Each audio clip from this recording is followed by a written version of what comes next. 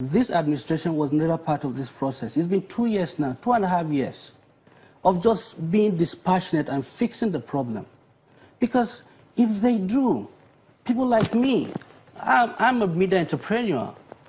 I started NN24. It's off air now. I want to bring it back to air. But it's a lot easier for me to do it now if we had digitized. I don't need to pay for a transmitter. But people like me are being held back. It's holding back the industry. We can't wait. That's the point I'm trying to make. We can't wait. Everybody should get their sleeves rolled up to get this done. I mean, you need to go and see what Pinnacle has done. I'm so amazed that this is a private investor who has spent his own money, whatever the case may be, and he's put in the latest equipment that are new from today. And what belongs to us, Nigerians, we're installing things or using things that belong to yesterday. It's like buying a car and you say it looks new, but it is 1,000 miles on the clock. That doesn't make sense. And this is a public institution, not private institution. You can do whatever you want to do as a private company, but not as a public company. You cannot do that. Doesn't make sense.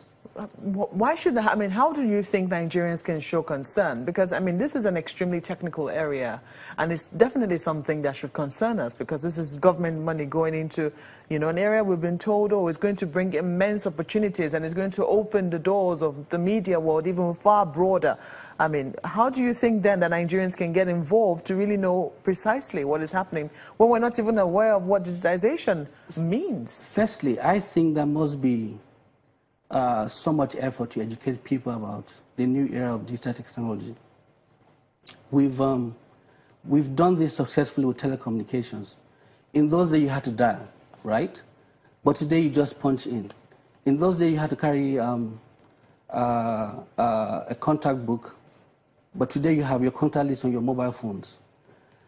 So we need to tell people that that same revolution is coming to broadcasting, radio and TV. That's what we need to do. We need to tell people what will happen. We need to tell people to get prepared. If we don't do that, nobody will know. We need to educate people. People need to understand what it is. We need to communicate more about these things. Broadcasters like you, channels, and every other, NTA and all the rest, should do the same. Because we cannot be left behind. At the time when this happens, if you don't know, you'll be in the dark. I mean, we have an instance in the United Kingdom when one transmitter had gone dead, and because we didn't know that that was the case, that was a blackout, because people didn't know. But if you don't tell people, people will never know what to do.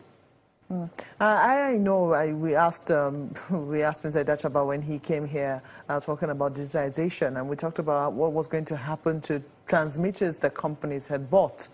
Some broadcasters had invested in transmitters. He said that the digitization process had been on for quite a while, and that the broadcasters should have known that there was going to be a signals company which was going to be doing the transmitting for them. Nonetheless, he was saying that they could sell their transmitters to the transmission companies if they were digitization compliant, or they could give them to institutions that would study them over the time. What precisely would be, I mean, you're a broadcast engineer. Yeah. What precisely would be your recommendations for the companies, especially the broadcast stations that are worried about what will happen to their transmitters, considering that this is what we're beginning to hear of the government's own, you know, transmitting company?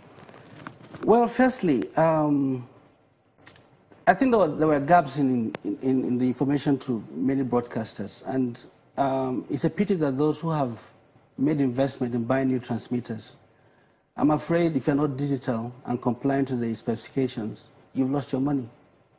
That's one. I mean, what is really inheritable, and provided that you can carry the payload of the new transmitters, it are the antenna mast.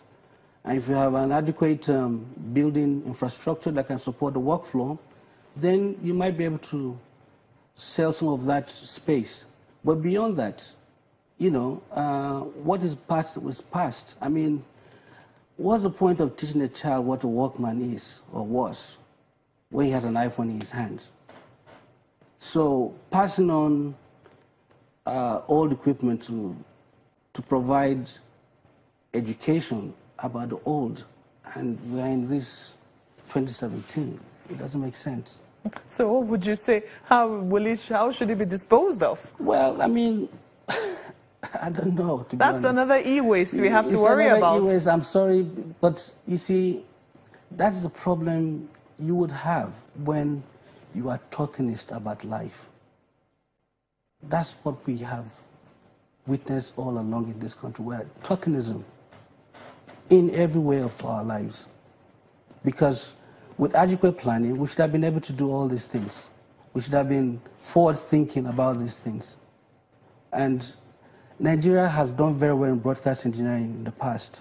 We had the first TV station in West Africa, color TV station. We were far ahead of South Africa at some point.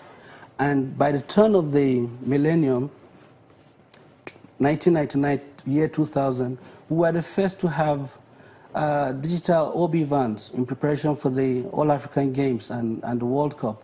We've been ahead of doing things, but we've dropped the ball. And we're all paying lip service to just about everything, including this. Now, look, everything is at stake, for goodness sake. And we can't afford to just sit down because the world is moving.